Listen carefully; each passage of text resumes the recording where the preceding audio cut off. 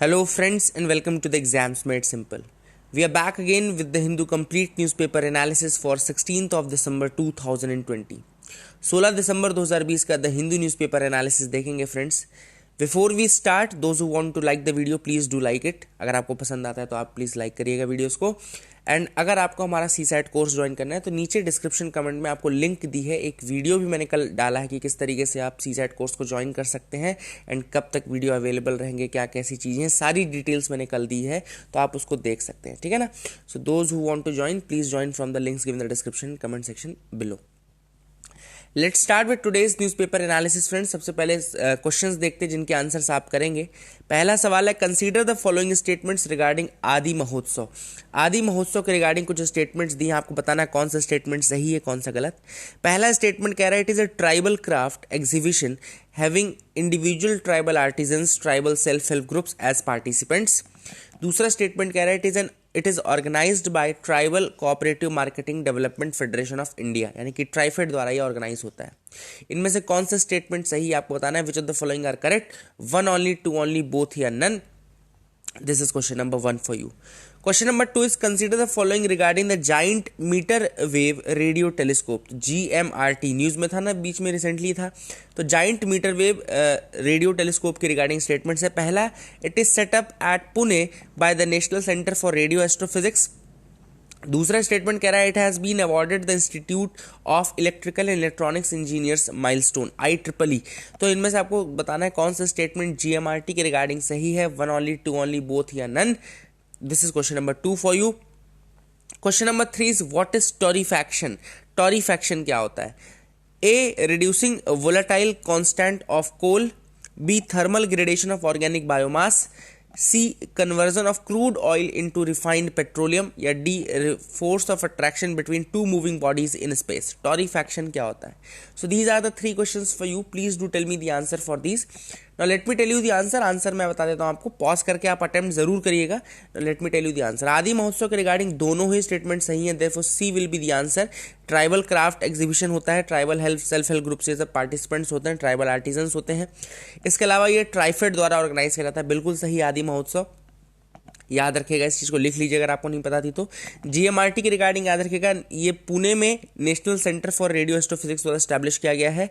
And it has been awarded the IEEE, यानी कि Institute of Electrical and Electronics Engineers milestone उसको मिला है. तो इसका भी आंसर C होगा. Both will be the correct statements for this. तीसरा जो सवाल है वो है, व्हाट इज टॉरीफैक्शन. तो इसका आंसर है B. टॉरीफैक्शन का मतलब है thermal degradation of organic biomass. जब ऑर्गेनिक बायोमास का आप थर्मल डिग्रेडेशन करते हो, मतलब उसमें टेम्परेचर देकर के उसको डिग्रेड करने की कोशिश करते हो, तो that process is known as the torrefaction. तो thermal degradation of organic biomass is known as torrefaction. So these are the 3 questions and 3 answers. I hope you got clarity regarding that.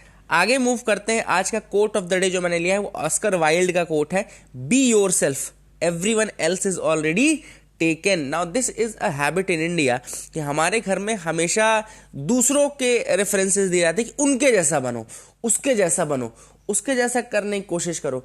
मैं ये आपसे ये कहना चाहता हूं कि देखो, आप किसी से इंस्पायर हो सकते हैं, आप किसी से डायरेक्शंस ले सकते हैं, आप किसी से गाइडलाइंस ले सकते हैं, बट आप उनके जैसा बनने की कोशिश मत करिए. Never try to imitate a person, क्योंकि अगर आप वैसा करने की कोशिश करने लगेंगे, if you will start imitating someone else, then what will happen is that, होगा ये कि आप अपनी आइडेंटिटी भी लूज कर जाएंगे और वो तो दूसरे की आइडेंटिटी है जिसको आप इमिटेट कर रहे हैं. So you will lose yourself in this process, है ना.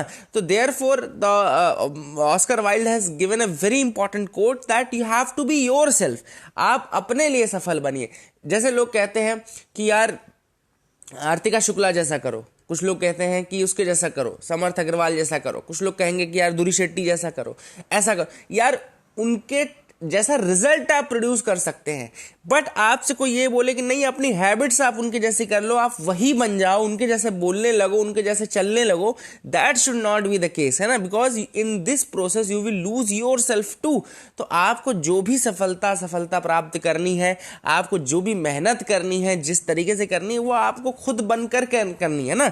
You don't have to imitate someone else because everyone else is already taken. दूसरा तो अपनी जिंदगी जी रहा है, but what will will happen is that you will lose yourself, your precious life will be lost in this process if you start imitating someone else.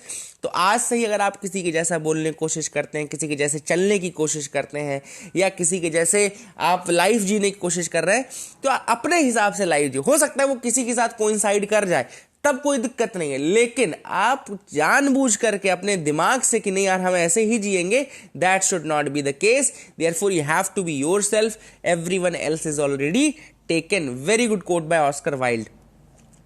आज का map देखते हैं. तो कल मैंने आपको यूरोप का मैप दिखाया था, पॉलिटिकल मैप दिखाया था. तो आप आज ऑब्वियसली बात है, आज हम थोड़ा उसका फिजिकल मैप देखेंगे. अब देखो यूरोप बहुत बड़ा है. यूरोप अगर देखो तो पूरा यूरेशिया वाला पोर्शन आ जाता है उसमें, क्योंकि इसमें रशिया वशिया इधर साइड की चीज़ें आ जाती हैं ना. तो अपन थोड़ा सा कुछ बड़े फीचर्स देख लेते हैं. सबसे पहले यहाँ पे आपको दिख रहा होगा मेडिटेरेनियन सी, है ना. सबसे पहले ये आपको दिख रहा होगा ये Mediterranean Sea, this is the Mediterranean Sea वाला पोर्शन यहाँ पे, है ना. और इधर साइड देखो एल्बोरान सी दिख रहा है ना. उसके ऊपर मेडिटेरेनियन के ऊपर कौन कौन से सी है देख लो. टिरहीनियन सी है, आयनियन सी है, एजियन सी है. कौन कौन सी है ये तीन याद रखना पहले. टिरहीनियन सी, आयनियन सी एंड एजियन सी, ये तीन सी याद रखो. और इधर साइड आपका दिख रहा हो देखो ब्लैक सी वाला region, this is the Black Sea, ये ब्लैक सी है. इधर साइड फिर और कैस्पियन सी आता है. कैस्पियन सी के बॉर्डरिंग कंट्रीज कौन कौन से, उसकी ट्रिक भी है, मेरे को ट्रिक याद है इसलिए मैं आपको बताता हूँ. कैस्पियन सी के बॉर्डरिंग जो कंट्रीज हैं उनको बोलते हैं कृति, है ना. कृति बोलते हैं. कजाकिस्तान, रशिया, अजरबैजान, ये तुर्कमेनिस्तान एंड ईरान, ऐसे इस तरह से याद रख सकते हैं आप. तो कृति या तारीख, इसको दोनों बोलते हैं, तारीख या कृति, इसको याद रखिएगा. अब ये जो पोर्शन है ये बहुत इंपॉर्टेंट चीज़ है. एपेनाइंस जो माउंटेन्स है, अगर आपसे कोई पूछे एपेनाइंस माउंटेन या एपेनाइंस रेंजेस कहाँ पर है, तो ये आपका इटली वाला रीजन है, इटली है ये. तो एपेनाइंस जो है वो इटली में आते हैं, ये बहुत इंपॉर्टेंट है, इसको लिख लो. एपेनाइंस इटली में आते हैं. और अगर कोई आपसे पूछे कि आइबेरियन पेनिनसुला कौन सा वाला रीजन है, तो आइबेरियन पेनिनसुला आपका ये इसको डिवाइड करता है. आइबेरियन पेनिनसुला जो है आपका वो स्पेनिश वाला रीजन है, स्पेन वाला रीजन जो है वो आपका आइबेरियन पेनिनसुला है. याद रखिएगा आइबेरियन पेनिनसुला कौन सा है, स्पेन वाला रीजन.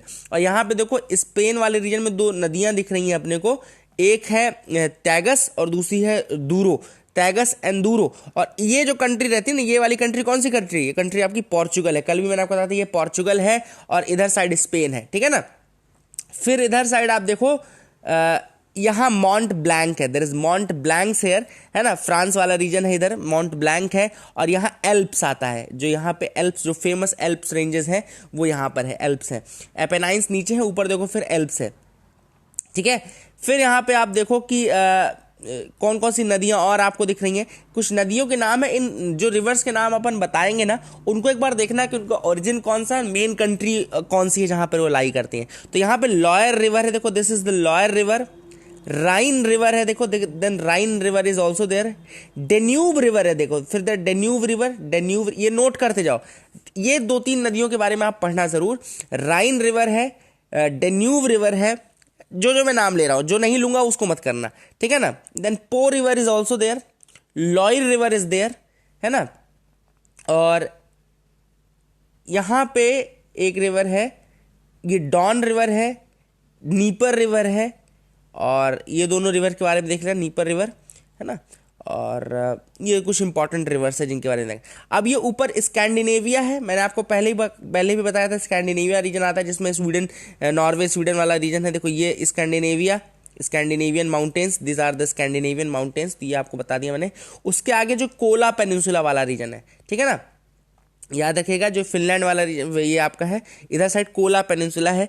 और यहाँ पे डेनमार्क वाला था, यहाँ पे जुटलैंड आता है. देखो डेनमार्क वाले एरिया में यहाँ पे जुटलैंड आता है, जुटलैंड. फिर मैंने आपको कहा था ये वाला पूरा रीजन ब्रिटिश आइल्स कहलाता है. एक बार याद है अगर आपको, मैंने पूरा यूनाइटेड किंगडम, ग्रेट ब्रिटेन और ये पूरा ब्रिटिश आइल्स के बारे में बताया था, पूरा डिफ्रेंशिएशन बताया था कि ये सिर्फ ब्रिटेन है. फिर आपका जब ये सब मिल जाएगा वेल्स और स्कॉटलैंड और ये आप मिला दोगे तो आपका यूनाइटेड किंगडम मिल जाएगा। फिर उसमें आयरलैंड वाला पार्ट मिला दोगे तो आप ग्रेट ब्रिटेन बन जाएगा। फिर अगर आपका यूके यूनाइटेड किंगडम बन जाएगा। फिर अगर आप फिर इस पूरे जिसमें 6000 आइलैंड ग्रुप को मिला दोगे तो फिर ब्रिटिश आइल्स बन जाएगा, है ना। तो ये पूरा ब्रिटिश आइल्स कहलाता है। ब्रिटिश आइल्स के पास जो सी है, देखो यहाँ पे नॉर्थ सी है और इधर side let me show you, ऊपर आपका नॉर्वेजियन सी है। जो नॉर्वे के इधर साइड है तो वो नॉर्वेजियन सी है। और फिर यहाँ पर आपका आइसलैंड आता है, ठीक है ना। आइसलैंड है, नॉर्वेजियन सी है। ब्रिटिश आइल्स मैंने आपको बता दिया, एल्प्स बता दिया। फिर यहाँ पे फ्रांस और जो स्पेन वाला रीजन, उसके बीच में ये पिरिनीज रेंजेस भी आती हैं। यहाँ पे ये पिरिनीज बिल्कुल बॉर्डर बनाता है, ठीक है ना। तो यहाँ पे पिरिनीज है, इसको भी आप याद रखिएगा, पिरिनीज। और ठीक है, ये चीज़ हो गई। फिर यहाँ पे रशिया और इधर साइड फिर यहाँ पे देखो क्रीमियन पेनिनसुला है। क्रीमियन पेनिनसुला बहुत इंपॉर्टेंट है, क्रीमियन पेनिनसुला, क्योंकि रशिया ने यूक्रेन और रशिया और यूक्रेन के बीच में क्रीमियन पेनिनसुला वाला रीजन एक डिस्प्यूट की तरह आता है, ठीक है ना, जिसको कंट्रोल करता है रशिया, ठीक है, याद रखिएगा। फिर यहाँ पे आपको यूरल दिख रहा होगा, यूरल्स, ये रशिया वाले पोर्शन तक जाता है, काफ़ी इंपॉर्टेंट रीजन है। और एक बहुत इंपॉर्टेंट रिवर है वोल्गा रिवर, रशिया वाले रीजन में बहुत इंपॉर्टेंट रिवर है वोल्गा। वोल्गा का नाम याद रखेगा। यूरल माउंटेन्स आपका ऊपर है, यूरल रिवर भी थी और ये यूरल माउंटेन्स भी हैं ऊपर से, है ना। तो यूरल माउंटेन्स ये हैं और नीचे यूरल माउंटेन्स, यूरल रिवर तो मैंने आपको बता ही दी है, ठीक है ना। फिर यहाँ पे नॉर्थ सी जहाँ पे दिखाया मैंने ब्रिटिश आइल्स के पास, उसके जस्ट आगे आपको बाल्टिक सी मिलेगा। ओके, इधर नॉर्थ सी दिखाया, फिर इधर साइड आपका बाल्टिक सी मिलेगा जहाँ पर फिर यूरोपियन कंट्रीज हैं, ठीक है ना। तो ये आपको याद रखना। सो this is the map overall. और यहाँ पे बे ऑफ बिस्के याद रखेगा, जैसे ये फ्रांस वाला रीजन है, ये आपका स्पेन वाला रीजन है, ठीक है ना। यहाँ पे बे ऑफ बिस्के है आपका, तो ये आपको याद रखना है, Bay of Biscay is also there, तो आप इसको याद रख सकते हो। This is the overall map of your Europe. इसको एक बार खोल करके मैप आपने एटलस में देख लिया होगा, आई होप, तो उसको देख लीजिएगा, ठीक है ना। मूव करते न्यूज एनालिसिस पार्ट में। पहली न्यूज है नेशनल सेंटर फॉर दिव्यांग empowerment. What is this national Centre for दिव्यांग एम्पावरमेंट? तो minister of state for home affairs has inaugurated this national Centre for दिव्यांग एम्पावरमेंट। याद रखिएगा, लिख लीजिए नोट्स में कि ये नेशनल सेंटर फॉर दिव्यांग एम्पावरमेंट किसने बनाया है? ये सेंट्रल रिजर्व पुलिस फोर्स ने बनाया, सीआरपीएफ ने बनाया है। आप सबको पता होना चाहिए सीआरपीएफ एक पैरामिलिट्री फोर्स आता है, पैरामिलिट्री फोर्स के अंतर्गत आता है। पैरामिलिट्री फोर्स का मतलब क्या होता है कि जो मिनिस्ट्री ऑफ होम अफेयर्स के अंदर आती है, मिनिस्ट्री ऑफ होम अफेयर्स के अंतर्गत आती हैं, सीएपीएफ कहलाते हैं, सेंट्रल आर्म्ड पुलिस फोर्स कहलाते हैं, ठीक है ना। तो सेंट्रल आर्म्ड पुलिस फोर्स के अंतर्गत आता है ये। 5 central armed police force overall माने जाते हैं, जिसमें कि आपका CRPF, CISF, BSF, SSB, ITBP, ये आपके सीएपीएफ के अंदर आते हैं। फिर असम राइफल्स आपका जो होता है वो डुअल कंट्रोल है, क्यों? क्योंकि वो मिनिस्ट्री ऑफ होम अफेयर्स और मिनिस्ट्री ऑफ डिफेंस दोनों के कंट्रोल में आता है ना। और इसके अलावा आपका इंडियन कोस्ट गार्ड जो है वो मिनिस्ट्री ऑफ डिफेंस के अंतर्गत आता है। तो ये आपको ओवरऑल ये भी पता होना चाहिए कौन सा चीज़ किसके अंदर आता है। तो सीएपीएफ पूरे मिनिस्ट्री ऑफ होम अफेयर्स के अंदर आते हैं। असम राइफल्स के ऊपर डुअल कंट्रोल है। और आपका आईसीजीएस जो है, यानी कि ये कोस्टल गार्ड सर्विसेज जो है, ये आपका डिफेंस के अंदर आता है। तो नेशनल सेंटर फॉर दिव्यांग एम्पावरमेंट जो है बेसिकली ये सेंट्रल रिजर्व पुलिस फोर्स यानी सीआरपीएफ ने बनाया है टू स्किल, रीस्किल, रिहेबिलिटेट दिव्यांग वॉरियर्स को स्किल करने के लिए, रीस्किल करने के लिए, रिहेबिलिटेट करने के लिए, दिव्यांग वॉरियर्स को ये सब करने के लिए बेसिकली ये बनाया गया है, ठीक है ना। एंड जो भी फोर्स मेंबर्स हैं डिसेबिलिटी से सफ़र कर रहे हैं उनको बेसिकली रीस्किल करने के लिए और रिहेबिलिटेट करने के लिए, इसकी लोकेशन जो है वो तेलंगाना में रंगारेड्डी नाम की जगह पे ये सेंटर फॉर दिव्यांग एम्पावरमेंट बनाया गया है, रंगारेड्डी तेलंगाना में। तो इसको याद रखिएगा। आगे मूव करते हैं न्यूज एनालिसिस पार्ट की तरफ। तो law ministry not short for postal ballot for NRIs. थोड़ा सा मैं आपको इलेक्शन वाले चीज़ बता देता हूँ कि अभी जो एनआरआईज की वोटिंग की प्रोसेस है वो क्या है। अभी एनआरआईज क्या करते हैं, अभी they have to be physically present, okay, they have to be physically present here. अगर उनको वोटिंग करनी है तो उनको फिजिकली प्रेजेंट होना। तो इस कारण से क्या होता है कि जो आपके ये एनआरआईज हैं they are not able to vote in many cases, क्योंकि वो यहाँ पे फिजिकली प्रेजेंट नहीं हो पाते हैं। तो अभी एक सजेशन लाया गया था कि इनके लिए पोस्टल बैलेट की सुविधा उपलब्ध करा देनी चाहिए। जो अभी तक केवल आपके सेंट्रल गवर्नमेंट जो फोर्स के एम्प्लॉयज़ के लिए ये इन मेंबर्स के लिए रहते हैं, है ना, उनके लिए ही, ये सर्विसेज मेंबर्स के लिए ही है अभी तक। लेकिन अब इसको कहा जा रहा है कि पोस्टल बैलेट की जो फैसिलिटी है वो प्रोवाइड कर देनी चाहिए एनआरआईज के लिए भी, ताकि वो जो रहे पोस्ट के माध्यम से भी वोट्स को भेज सकें, ठीक है ना। So this is basically what has been proposed by this, ठीक है, इस सजेशन में यही प्रपोजल आया था। तो अब जो अगर आपको ये चेंज करना है, मतलब कि अगर आपको पोस्टल बैलेट वाली फैसिलिटी स्टार्ट करनी है इंडिया में, तो पोस्टल बैलेट के लिए आपको चेंज करने पड़ेंगे कंडक्ट ऑफ इलेक्शन रूल्स 1961 में। कंडक्ट ऑफ इलेक्शन रूल्स 1961 में चेंजेस करने पड़ेंगे, तभी जा करके आप यहाँ पर ये चेंजेस देख सकते हैं, मतलब कि तभी आप देख सकते हैं कि पोस्टल बैलेट एनआरआईज के लिए भी अवेलेबल हो पाएगा। तो that is the thing which I want to tell you. इसमें होता क्या है कि एनआरआईज के पास एक ईटीपीबीएस जाएगा। ईटीपीबीएस मतलब यहाँ पे electronically transmitted postal ballot system होता है। इसमें इलेक्ट्रॉनिकली ट्रांसमिटेड एक जाता है और उनके पास वो इलेक्ट्रॉनिकली अवेलेबल रहता है, लेकिन फिर वो वोटिंग करके उसको पोस्ट के माध्यम से भेजते हैं, ठीक है ना। तो याद रखिएगा, अभी तक क्या ये रिस्ट्रिक्टेड सेट ऑफ वोटर्स के पास थी ये पावर, सबके पास नहीं थी पोस्टल बैलेट की power, restricted set of voters के पास थी, ठीक है ना। अब क्या है, ये इसके लिए स्टार्ट करने के लिए है। अभी देखो, अभी कौन एलिजिबल है, एक चीज और नोट कर लो कि who is eligible for now. तो अभी जैसे आर्मी हो गई, नेवी हो गई, एयर फोर्स के जो मेंबर्स हो गए, आर्म फोर्सेस के जो मेंबर हो गए, जो गवर्नमेंट एम्प्लॉयज हैं अगर वो इंडिया के बाहर पोस्टेड हैं, या उनके स्पाउसेस जो हैं, तब वो पोस्ट के थ्रू वोट कर सकते हैं, ठीक है, तब वो पोस्ट के थ्रू वोट कर सकते हैं। और ये जो अभी मैंने ऊपर लिस्ट बताई, इनके नाम अलग से सेक्शन 60 जो है, सेक्शन 60 आपका रिप्रेजेंटेशन ऑफ पीपल्स एक्ट 1951 का, उसमें ये मेंशन है, ये एक्सेप्शनल वोटर्स होते हैं कि इनको पोस्टल बैलेट के थ्रू किया जाता है, ठीक है ना। अब आपको मैंने बता दिया कि इसमें एक पोस्ट इलेक्ट्रॉनिकली जनरेट होता है, वो जाता है और वहाँ पे फिर वो वोटिंग करके किसको वोट देना है वो फिर पोस्ट के माध्यम से भेजते हैं, ठीक है ना। लेकिन कई लोग इसका अपोज भी कर रहे हैं, उनका कहना है कि ये फिर बहुत ज़्यादा इस पर ये फेयर वोटिंग नहीं हो पाएगी, या ऐसा है वैसा है, ये कुछ लोग जरूर कह रहे हैं। लेकिन अब ये चीज़ अगर करनी है तो इसमें कंडक्ट ऑफ इलेक्शन रूल 1961 में चेंजेस करने की संभावना है। तो ये मैंने आपको बता दिया। आगे मूव करते हैं थोड़ा, देखो और न्यूज़ मैं पहले बता दूं, फिर एडिटोरियल्स बता दूंगा लास्ट में। पहले अपन न्यूज कंप्लीट कर लेते हैं। British prime minister to be the chief guest as at Republic Day celebration. तो ब्रिटिश प्राइम मिनिस्टर जो रहेंगे वो रिपब्लिक डे सेलिब्रेशन के चीफ गेस्ट, यानी कि 26 जनवरी के चीफ गेस्ट होने वाले हैं। अब यहाँ पे उम्मीद है कि ट्रेड टॉक्स के बारे काफ़ी ज़्यादा ट्रेड टाइज को बढ़ावा दिया जाएगा, है ना। इसके अलावा प्राइम मिनिस्टर मोदी को इन्वाइट किया गया है G7 समिट में, जो कि अगले साल यूके में होने वाला है, ठीक है ना। तो G7 समिट में यूके ने इनवाइट किया है किसको, प्राइम मिनिस्टर नरेंद्र मोदी को। याद रखिएगा 2021 में जो G7 समिट है वो कहाँ होने वाला है, वो होने वाला है यूके में, ठीक है ना। दूसरी चीज आपको याद होना चाहिए कौन कौन सी कंट्रीज हैं जो कि मेंबर्स हैं G7 की। तो G7 कंट्रीज जो हैं वो हैं कनाडा, लिख लीजिए इस चीज को, G7 कंट्रीज हैं आपके कनाडा के बाद फ्रांस, फिर जर्मनी, फिर इटली, फिर जापान, फिर आपका यूनाइटेड किंगडम यानी कि वही ब्रिटेन, फिर यूनाइटेड स्टेट्स ऑफ अमेरिका। तो Canada, France, Germany, Italy, Japan, UK and USA. तो ये कंट्रीज हैं 7 जो कि G7 की मेंबर्स हैं। अगले साल जो 2021 का G7 होगा वो ब्रिटेन में होगा एंड वहाँ पर उनको इनवाइट किया जा रहा है, ठीक है ना। तो that is the thing which you should remember. आगे मूव करते हैं।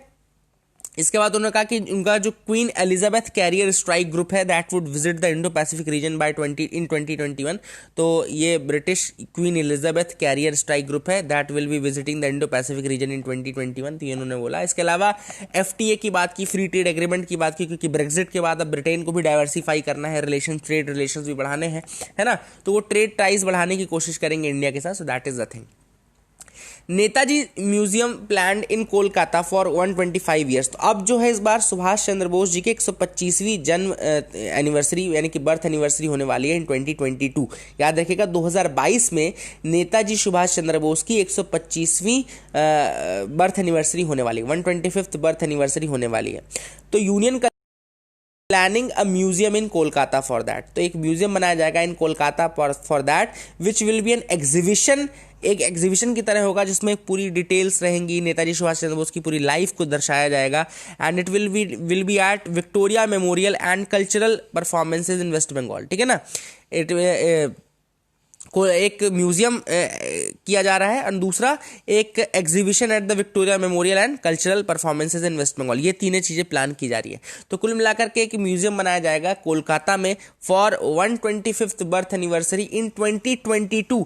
तो अब थोड़ा सा नेताजी सुभाष चंद्र बोस के बारे में इस बार पढ़ लेना, प्रीलिम्स के हिसाब से पढ़ लेना कि जैसे वो कौन कौन से सेशंस में जीते, जैसे उनका त्रिपुरी सेशन जो था काफ़ी इंपॉर्टेंट है 1939 का, ठीक है ना। इसके अलावा जो प्लानिंग कमेटी बनाई गई थी, इसको कौन हेड कर रहा था इससे, है ना। तो जैसे ये सारी चीज़ें आपको काफ़ी इंपॉर्टेंट है। नेशनल प्लानिंग कमेटी का हेड कौन था, कौन से ईयर में नेशनल प्लानिंग कमेटी बनी थी, है ना। तो ये सारी चीज़ें पढ़ लेना एक बार नेताजी सुभाष चंद्र बोस के बारे में, उनका रोल काफ़ी इंपॉर्टेंट है and you have to read about that also, ठीक है ना। तो आगे मूव करते हैं, देखते हैं और क्या इंपॉर्टेंट न्यूज़ आइटम्स है जिनके बारे में डिस्कस करना है। US imposes काटसा sanctions over Turkey on S-400 purchase। Now this is a very very important thing। S-400 Triumph defence system जो है, ये पहले मैं बता दूं, S-400 जो है इसको हम बोलते हैं ट्रायम्फ, TRIUMF बोलते हैं, ट्रायम्फ डिफेंस सिस्टम है। ये रशिया द्वारा बनाया गया है और इंडिया भी ये लेने की फिराक में है, मतलब अभी लगा हुआ है, डील के लिए बात चल रही है, ठीक है ना। अब टर्की ने ये सिस्टम ले लिया, परचेज कर लिया। S-400 Triumph defence system Turkey ने परचेज कर लिया रशिया से। अब यूएसए ने उनके ऊपर काटसा लगा दिया। काटसा यानी कि countering America's adversaries through sanctions act. नाम से ही है कि आप इसमें काउंटर करते हैं किसको, अमेरिका के एडवर्सरीज को, किसके माध्यम से, सैंक्शंस के माध्यम से। तो Countering America's adversaries through sanctions Act, CAATSA act. अब इसमें क्या होता है कि जो भी कंट्री, यूएसए ने क्लियर कट कहा है कि कोई भी कंट्री अगर रशिया के साथ, अगर ईरान के साथ, अगर रशिया, ईरान और अगर नॉर्थ कोरिया के साथ डील करेगी तो वो अमेरिका के एडवर्सरीज में आएगी। अगर कोई भी country Russia, Iran, north Korea के साथ डील करेगी, इस तरीके के बड़े डिफेंस एग्रीमेंट्स करेगी, तो वो अमेरिका के एडवर्सरीज में आएगी और उसी के तहत उनके ऊपर सैंक्शंस लगाए जाएंगे। तो सेक्शन 231, सेक्शन 231 जो है काटसा का, उसके तहत इस बार यूएसए ने टर्की, जो कि एक नाटो मेंबर है, ऑलरेडी एक नाटो मेंबर है टर्की, उसके अगेंस्ट आपका काटसा एक्ट लगा दिया, ठीक है ना। काटसा एक्ट लगा दिया। अब इसके थ्रू क्या हुआ, उन्होंने उनके ऊपर सैंक्शंस लगाए हैं, काटसा के थ्रू उन्होंने सैंक्शंस लगाए। तो याद रखिएगा, काटसा के थ्रू उन्होंने सैंक्शंस लगा दी हैं। अब सैंक्शंस लगे हैं तो क्या होगा, चलो देख लेते हैं आगे क्या होगा। तो इसमें देखो क्या होगा, sanctions were imposed on Turkey's main defence procurement agency SSB। याद रखिएगा, जो उनकी मेन डिफेंस एजेंसी है टर्की की, उस प्रोक्योरमेंट एजेंसी है the presidency of defence industries SSB, इसके ऊपर उन्होंने लगाया है सैंक्शन। अब क्या होगा, the SSB sanctions comprise a ban on getting specific US export licence and authorisation for any good और टेक्नोलॉजी। तो उनको ऑथराइजेशन नहीं दिया, इसके अलावा उन्होंने उनको कह दिया कि अब आप अ बैन ऑन लोन और क्रेडिट्स बाय यूएसए के थ्रू है पूरा ही सब, यूएस के थ्रू कोई क्रेडिट नहीं मिलेगा, कोई financial institution more than $10 million कुछ भी ऐसी मदद नहीं मिलेगी। इसके अलावा अ ban on US export import bank assistance, जो एक्सपोर्ट इंपोर्ट बैंक है यूएस का, उसका जो असिस्टेंस मिलता है वो भी बिल्कुल नहीं मिलेगा, ठीक है ना। ये भी चीजें होंगी। यूएस अपोजिशन टू लोन्स, अगर कोई इंटरनेशनल फाइनेंशियल ऑर्गेनाइजेशन SSB को लोन देना चाहती है तो उसका भी यूएस अपोज करती है, ठीक है ना, अपोज करेगी। तो ऐसे में अगर यूएस अपोज करेगी तो मुझे तो नहीं लगता है कोई इंटरनेशनल इंस्टीट्यूशंस उसको लोन देने के लिए तैयार होंगे। फिर sanctions via visa restrictions on SSB president, तो जो SSB के प्रेसिडेंट हैं उनके ऊपर वीज़ा रिस्ट्रिक्शंस और ये सब लगा दिया जाएगा। तो ये आपको याद रखना है, ठीक है ना। एक और चीज़ मैंने आपको बोली कि टर्की जो है अपने आप एक नेटो मेंबर है, तो नेटो के बारे में थोड़ा आपको पता होना चाहिए कि मिलिट्री अलायंस है नेटो, जो कि नॉर्थ अटलांटिक ट्रीटी ऑर्गेनाइजेशन बोलते हैं। इसको हम वॉशिंगटन ट्रीटी भी बोलते हैं, अगर आपको नहीं पता है तो मैं आपको थोड़ा बताता हूँ कि इसको वॉशिंगटन ट्रीटी भी कहते हैं। नॉर्थ अटलांटिक ट्रीटी ऑर्गेनाइजेशन, इसको हम वॉशिंगटन ट्रीटी भी कहते हैं। और ये एक्चुअली 4 अप्रैल 1949 में 1949 में ये ग्रुपिंग तैयार हुई थी, ठीक है ना। तो that is a very very important and काफ़ी इंपॉर्टेंट है। इसमें कौन कौन से कंट्रीज इसके मेंबर्स हैं, कौन कौन से क्या हैं, थोड़ा एक बार देख लेना कि क्या है, कैसे हैं, मेंबरशिप कितने कंट्रीज़ के लिए है। लेकिन याद रखिएगा टर्की जो है वो नेटो मेंबर ज़रूर है ना, टर्की जो है आपका नेटो मेंबर है। और यूएसए अपने आप में, यूएसए तो लीडर ही है नेटो कंट्रीज का, है ना, कहना चाहिए यूएसए जो है वो लीडर है। हेडक्वार्टर नेटो का जरूर आप लिख लीजिए, हेडक्वार्टर कहाँ पर है, तो ब्रुसेल्स हेडक्वार्टर जो है नेटो का वो ब्रुसेल्स बेल्जियम में है। ये इंपॉर्टेंट है, आप याद रखिएगा। और 1949 जैसे मैंने बताया कि वॉशिंगटन ट्रीटी के थ्रू ये एस्टैब्लिश हुआ था। इंटर गवर्नमेंटल मिलिट्री अलायंस है, वॉशिंगटन ट्रीटी के थ्रू बना था। 1949 में नेटो बना था। ये सारे फैक्ट्स आप लिख लीजिएगा, ठीक है ना। आगे मूव करते हैं, देखते हैं क्या इंपॉर्टेंट न्यूज आइटम्स हैं जिनके बारे में डिस्कस करना है। You can move with me. Over 5 lakh Uyghurs involve in Xinjiang cotton coerce labour. अब एक रिपोर्ट आई है, रिपोर्ट किसने निकाली है? Washington based think tank Centre for Global Policy. याद रखिएगा, सेंटर फॉर ग्लोबल पॉलिसी एक वॉशिंगटन बेस्ड थिंक टैंक है। बहुत इंपॉर्टेंट रिपोर्ट है, याद रखिएगा इसको। वॉशिंगटन बेस्ड थिंक टैंक है Centre for Global Policy. Centre for Global Policy ने एक रिपोर्ट निकाली जिसमें उसने ये बताया है कि उइघुर कम्युनिटी के जो लोग हैं उनको फोर्स्ड लेबर कराया जा रहा है जिंजियांग रीजन में कॉटन के लिए। याद रखिएगा, कॉटन पिक करने के लिए उनसे फोर्स्ड लेबर, कोअर्स्ड लेबर कराया जा रहा है। याद रखिएगा, जिंजियांग रीजन मैंने आपको बताया, जैसे अगर आप ये चाइना का पूरा मैप है तो जो ये वाला रीजन था, मैंने कहा था ना, ये नॉर्थ में जो वेस्ट वाला रीजन है, नॉर्थ वेस्टर्न रीजन है, वो आपका जिंजियांग वाला रीजन है। तो जिंजियांग रीजन में जो एक कम्युनिटी रहती है उसको बोलते हैं उइघुर कम्युनिटी बोलते हैं हम। उइघुर कम्युनिटी एक तरह से माइनॉरिटी मुस्लिम कम्युनिटी है जो कि उस रीजन में रहती है। थोड़ा अलग होने के लिए भी डिमांड कर रहे हैं चाइना से वो लोग।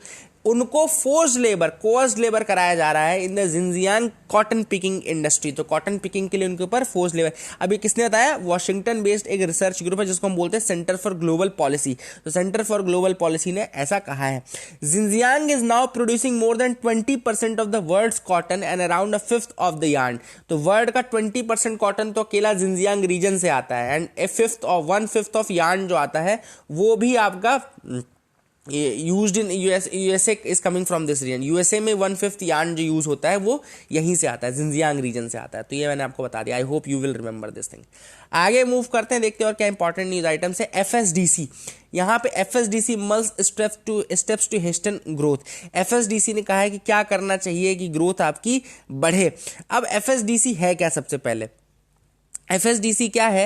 एफएसडीसी आपका Financial Stability and Development Council है। Financial Stability and Development Council है, 2010 में बनी थी। याद रखिएगा, Financial Stability and Development Council है। ये दिसंबर 2010 में बनी थी, और ये बनी थी ताकि स्ट्रेंथन कर सके एंड इंस्टीट्यूशनलाइज कर सके mechanisms for maintaining financial stability. देश की फाइनेंशियल स्टेबिलिटी को मेंटेन रखने के लिए ये एक तरीके से बनाई गई थी संस्था, ताकि ये स्ट्रेंथन कर सके एंड इंस्टीट्यूशनल लेवल पे एक कुछ मैकेनिज्म्स बना सके ताकि देश की जो फाइनेंशियल स्टेबिलिटी है वो मेंटेन रहे। 2010 में बनी थी।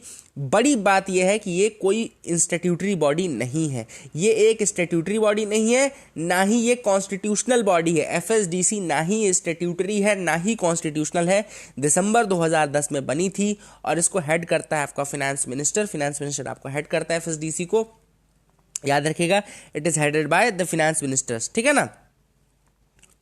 तो ये मैंने आपको एफएसडीसी का बता दिया। और यहाँ पे न्यूज़ एनालिसिस पार्ट में तो यही। आगे मूव करते हैं एडिटोरियल सेक्शन में। तो 2 एडिटोरियल्स हैं जिनको हम डिस्कस करेंगे। पहला एडिटोरियल है from a digital India to a digital Bharat. अब ये जो एडिटोरियल है बहुत प्यारा एडिटोरियल लिखा गया है रिगार्डिंग द पीएम वाणी। अब प्राइम मिनिस्टर वाणी एक नया प्रोग्राम है, ये कई दिनों से मैं आपको बताना चाहता था क्योंकि जिस दिन न्यूज़ में आया था उस दिन अपन ने इसको छोड़ा था।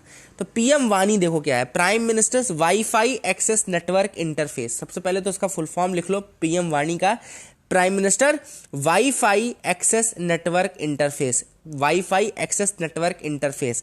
अब ये पीएम वाणी क्या है? बेसिकली कि पब्लिक जो, जैसे मान लो सपोज आप कहीं से भी जा रहे, किसी एरिया में जा रहे हो, तो अभी आपने देखा होगा कि आप अपना इंटरनेट यूज़ करते हो, है ना। आप अपना इंटरनेट यूज़ करते हो, आपका लैपटॉप रखा है तो आप अपना हॉटस्पॉट ऑन करते हो। तो एक पीएम वाणी का जो सिस्टम है उसके थ्रू क्या किया जाएगा? बेसिकली उसके थ्रू आपका जो पब्लिक प्लेसेस हैं वहाँ पे वाईफाई की फैसिलिटी अवेलेबल रहेगी। जो आपके पब्लिक प्लेसेस हैं वहाँ पे भी वाईफाई की फैसिलिटी अवेलेबल कराई जाएगी। अब ये अवेलेबल कैसे होगी? ये अवेलेबल होगी तीन इसमें पार्टिसिपेंट्स हैं जिनको हम, पहला तो याद रखिएगा पीडीओ, जिनको हम बोलते हैं public data office. Public data office मतलब कि एक पब्लिक के लिए, इंटरनेट के लिए एक डेटा ऑफिस बनाया जाएगा, छोटा सा ऑफिस बनाया जाएगा। जैसे बोलो एक पान की दुकान, एक पान की दुकान एक पीडीओ का काम कर सकती है। फिर एक आता है पीडीओए, यानी कि पब्लिक डेटा ऑफिस एग्रीगेटर, यानी कि सारे पब्लिक डेटा ऑफिस को कंबाइन करके उनका एक एग्रीगेटर रहेगा जो कि इंटरनेट सर्विस प्रोवाइडर के थ्रू इंटरनेट की फैसिलिटी वहां पर लाएगा। फिर एक रहेगा ऐप के लिए, मोबाइल नेटवर्क रहेगा, मोबाइल के लिए ऐप रहेगा जो कि जिस ऐप के थ्रू आप क्या करोगे, उस पब्लिक इंटरनेट का यूज करोगे। तो इसमें 3 पार्टिसिपेंट्स मैंने बता दिए, एक हो गया पब्लिक डेटा ऑफिस, एक हो गया पब्लिक डेटा ऑफिस एग्रीगेटर, और एक आपका हो जाएगा इंटरनेट। यहां पे आगे लिखा हुआ है, बता देता हूं कौन सा है। Next is the app provider, जो कि आपको देखो ये लिखा हुआ है ऐप प्रोवाइडर। नेक्स्ट है who will create an app through which users can use this wifi, जिसके थ्रू वो यूजर्स ये वाईफाई का यूज कर सकते हैं। यहां पे पीडीओए क्या है, देखो who is basically aggregator who will buy bandwidth from internet service provider। तो ये इंटरनेट सर्विस प्रोवाइडर से बैंडविड्थ खरीदेगा। और पीडीओ क्या है, जैसे टावर नहीं लगे रहते वैसे पीडीओ वो रहते हैं, पीडीओ आपके पब्लिक डेटा ऑफिसर्स रहते हैं, जो कि एक शॉप भी हो सकती है। देखो यहाँ लिखा है स्मॉल शॉपकीपर्स हो सकते हैं, इंडिविजुअल्स हो सकते हैं, एंड ये बेसिकली इनका ज़्यादा कोई रेगुलेटरी इनके ऊपर बर्डन नहीं रहेगा इस तरीके से कि बहुत ज़्यादा इनका वेरिफिकेशन ये हो। पानी की दुकान भी हो सकती है। तो इस तरीके से आपका ये 3 लोग उसकी मदद से पीडीओ, पीडीओए और आपका ऐप प्रोवाइडर, ठीक है। अब इसका इंपॉर्टेंस ये है कि देखो क्या है कि नीति आयोग के चीफ ने भी बताया था कि अगर इंडिया चाहे तो $1 ट्रिलियन तक इकोनॉमिक वैल्यू बढ़ा सकती है by just using the digital technology by 2025। तो 2025 तक आपको हम जानते हैं कि हमारा टारगेट है कि हम 5 ट्रिलियन इकोनॉमी बनना चाहते हैं। तो उनमें से $1 ट्रिलियन तो अगर हम चाहें तो केवल और केवल डिजिटल टेक्नोलॉजी से ला सकते हैं। तो उसके लिए पीएम वाणी का बहुत बड़ा योगदान हो सकता है। दूसरी चीज़ कि इंडिया में 54% of India's population has access to internet, मतलब कि बाकी की 46% के पास नहीं है। 75th round of National Statistical Organisation का सर्वे हुआ जिसमें बोला कि only 20% of the population has the ability to use the internet, मतलब 80% के पास एबिलिटी नहीं है। The India Internet 2019 report shows that rural India has half the internet penetration as urban, मतलब रूरल एरियाज में इंटरनेट पेनिट्रेशन नहीं है, याद रखिएगा। तो इसका मतलब क्या हो कि ये सारी चीजें अगर आपको सही करनी है तो आपको पब्लिक इंटरनेट, फ्री इंटरनेट ये सब प्रोवाइड करना पड़ेगा। साथ ही उमंग ऐप जो है, यानी कि unified mobile application for new age governance जिसको बोलते हैं, unified mobile application for new age governance, इसमें लगभग 2084 सर्विसेज हैं अक्रॉस 194 गवर्नमेंट डिपार्टमेंट्स, ठीक है ना, education, health, finance, social security ये सब रिलेटेड। लेकिन अगर आपके पास इंटरनेट पेनिट्रेशन ही नहीं है, डिजिटाइजेशन ही नहीं है, तो आप किस तरीके से उमंग ऐप का यूज कर पाओगे? नहीं कर पाओगे। अगर आप नहीं कर पाओगे तो इसका मतलब है कि you are losing on something, ठीक है ना। देन ऑथर ने कहा है कि इस पीएम वाणी के आने से जो लास्ट माइल कनेक्टिविटी है और जो लास्ट माइल डिलीवरी है वो पॉसिबल हो पाएगा, क्योंकि बिल्कुल अंतिम से अंतिम गांव में, अंतिम से अंतिम कूचे में अगर आप पब्लिक वाईफाई इस तरह से अवेलेबल करा पाए पूरे देश में, तो आप लास्ट माइल डिलीवरी और last mile internet facility provide करा दोगे, चाहे फिर वो पान शॉप हो चाहे टी सेलर हो। And this will reduce the pressure on mobile internet in India, जो मोबाइल इंटरनेट है इंडिया में उस पर प्रेशर भी थोड़ा कम हो जाएगा, ठीक है ना। That is the thing which is important, जो कि यहाँ पे देखने वाली बात है। जन इंटरनेट कनेक्टिविटी के आने से जो ट्रांसपेरेंसी आती है, अकाउंटेबिलिटी आती है, प्लस जो पब्लिक सर्विसेज अब सारी इंटरनेट के थ्रू ही आ रही हैं, तो वो भी ईजी हो जाएंगे। That will be a game changer. Author ने कहा कि ये गेम चेंजर करेगा, ठीक है ना। अब रूरल कनेक्टिविटी को बढ़ाने में अच्छा रहेगा कि अभी तक जो डिस्कनेक्टेड विलेजेस हैं उनको रूरल कनेक्टिविटी को, इंक्लूसिव एक स्टेप है, सस्टेनेबल डेवलपमेंट के लिए इंपॉर्टेंट है, इंक्लूसिव स्टेप है। भारत नेट का हमारे यहाँ ऑलरेडी चल रहा है। भारत नेट अगर आपको प्रोजेक्ट पता हो तो 2.5 लाख ग्राम पंचायत को जोड़ने का प्रोजेक्ट था इंटरनेट के सुविधा के थ्रू, है ना। इसके बाद लेकिन कई बार देखा गया है कि इसमें इंफ्रास्ट्रक्चरल इशूज काफ़ी ज़्यादा देखने को मिले, जिसमें ऑप्टिकल फाइबर नेटवर्क नहीं है, कभी ये नहीं है, कभी BBNL ने मना कर दिया। तो ये सब प्रॉब्लम्स हो रही थी भारत नेट में, तो उन सब चीज़ों को हम ओवरकम कर सकते हैं पीएम वाणी के थ्रू, ठीक है ना। एंड यहाँ पे एक जो डिजिटल लिटरेसी की कमी है और जो डिमांड डेफिसिट चल रहा है, जो डिजिटल लिटरेसी में डेफिसिट चल रहा है उसको फुलफिल करने में भी काम करेगा, ठीक है ना। तो डिजिटल लिटरेसी को भी फुलफिल करने का काम ये करेगा। So that is the thing which is important, and ये आपको आई होप समझ में आ गया होगा अभी तक जो मैंने बताया। दूसरा जो रीज़न मैंने आपको बताया वही है कि लास्ट माइल कनेक्टिविटी और लास्ट माइल जो डिलीवरी है सर्विसेज का वो काफ़ी इंपॉर्टेंट है, डिजिटल लिटरेसी को बढ़ाने में मदद करेगा। इसको रिक्वायर्ड स्किल्स के लिए भी आजकल इंटरनेट की ज़रूरत हो गई, कि लोग वीडियोज़ के थ्रू ये सब करते हैं, तो उन सब चीज़ों में भी ये मदद करेगा। यहाँ पे देखो दो इंपॉर्टेंट पिलर्स ऑथर ने बोले हैं कि एक है इंटरऑपरेबिलिटी, मतलब कि यूजर एक बार लॉग इन करे और फिर वो सारे के सारे पॉइंट्स में इंटरनेट फैसिलिटी का यूज कर सके, so that is interoperability. And दूसरा जो पेमेंट का ऑप्शन है, मतलब कि स्टार्ट करने के लिए ऑथर ऐसा कहा जा रहा है कि जो प्रोडक्ट्स हैं they should start from low denomination starting ₹2, ₹2 से स्टार्ट होने चाहिए जो प्रोडक्ट्स हैं वो, ठीक है ना। ऑनलाइन ऑफलाइन दोनों मोड में पेमेंट हो जानी चाहिए, और इंटरऑपरेबिलिटी, ये दो इंपॉर्टेंट पिलर्स रहेंगे जो पीएम वाणी के अंतर्गत रहेंगे। सो ये इतना इंपॉर्टेंट नहीं था, लेकिन बाकी चीजें जो मैंने बताई वो काफी इंपॉर्टेंट है। दूसरा आर्टिकल है why Jawaharlal Nehru University matters. यहाँ पे ऑथर ने जवाहरलाल नेहरू यूनिवर्सिटी के बारे में लिखा है कि JNU has been hospitable to women and minorities. सबसे पहली चीज़ तो है कि ऐसा इंस्टीट्यूशन है जो कि वुमेन और माइनॉरिटीज़ दोनों के लिए हॉस्पिटेबल है ना। एडमिशन पॉलिसी ऐसी है कि इक्वल फुटिंग पे लोग एडमिशन ले सकते हैं।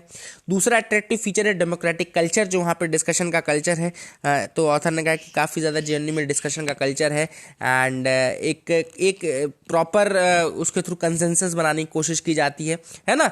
एंड वर्बल डुएल्स होते हैं, इंटेलेक्चुअल, वहाँ पे आप अपने अर्ज को पूरा कर सकते हैं अगर आप चाहें तो, ठीक है। इसके अलावा ऑथर ने कहा है कि most enticing feature is the curriculum, जो एकेडमिक प्रोग्राम है वहाँ का काफ़ी इंपॉर्टेंट है। Classrooms are overflowed with students.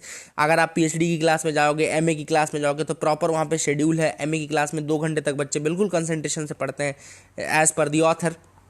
ये सारी चीज़ें आपको पता होनी चाहिए। देन रियल आइडिया की ग्रोथ होती है वहाँ पे, अगर आप देखो तो रियल आइडिया की जो ग्रोथ है वो JNU में काफ़ी ज़्यादा है। आइडियाज़ बनते हैं, देश के लिए काफ़ी अच्छा काम करते हैं। Engagement with the ideas has to move beyond the library and classroom into small intensive friendly groups. वहाँ पे जो फ्रेंडली डिस्कशन है, ये सारी चीज़ें भी काफ़ी ज़्यादा होती हैं, ठीक है। तो ऑथर ने कहा कि JNU competes with one of the best universities of the world, जो बेस्ट यूनिवर्सिटीज़ हैं उनसे कम्पीट करने के लेवल पे है JNU, ऐसा ऑथर ने कहा है, ठीक है ना। So these are the things which author has mentioned in this article. अगला जो है अ टेस्ट फॉर घाना। यहाँ पे थोड़ा सा घाना के बारे में प्रीलिम्स स्पेसिफिक फैक्ट्स हैं, तो वो मैं आपको बताता हूँ। जो घाना है, it recently concluded its 8th successive general election, 8वां जनरल इलेक्शन हुआ है, और वहाँ पे मिलिट्री रूल चल रहा था 1992 तक। ये इंपॉर्टेंट याद रखिएगा, घाना में मिलिट्री रूल चल रहा था 1992 तक, याद रखिएगा। उसके बाद 8 जनरल इलेक्शंस हो चुके हैं, और ये अभी दूसरा इलेक्शन है जिसमें थोड़ा सा वाद विवाद चल रहा है, जिसमें उन्होंने बोला कि भाई फ्री एंड फेयर इलेक्शन नहीं है, ये है ऐसा है वैसा है, तो ये दूसरी बार है। अब एक यहाँ पे टर्म देखो लिखा होगा, the country was earliest in sub Saharan Africa to win freedom from colonial rule in 1957। 1957 में घाना इंडिपेंडेंट हो गया था, लेकिन 1992 तक वहाँ पे मिलिट्री रूल चल रहा था। 1957 में घाना वन ऑफ द अर्लीस्ट सब सहारन। अब देखो ये जो टर्म है सब सहारन अफ्रीका, तो ये क्या है, सब सहारन मतलब जो सहारा है उसके जो सदर्न पार्ट में जो कंट्रीज लाई करती हैं उनको सब सहारन कंट्रीज बोलते हैं, याद रखिएगा। सब सहारन टर्म अगर कभी आपसे किसी ने पूछा तो याद रखिएगा कि सब सहारन कंट्रीज वो होती हैं जो सहारा के सदर्न पार्ट में लाई करती हैं। तो बेसिकली उनको रूल 1957 में घाना को मिली थी, इसको भी याद रखिएगा, ठीक है ना। बाकी 1992 तक वहाँ पे मिलिट्री रूल चल रहा था। थोड़ा फैक्ट्स थे इसलिए मैंने आपको बता दिया, I hope you will remember that, ठीक है ना। सो that is it for the day, friends. I hope you liked our video. Please do like, share and subscribe. Keep loving us, keep sharing us. Thank you and have a nice day.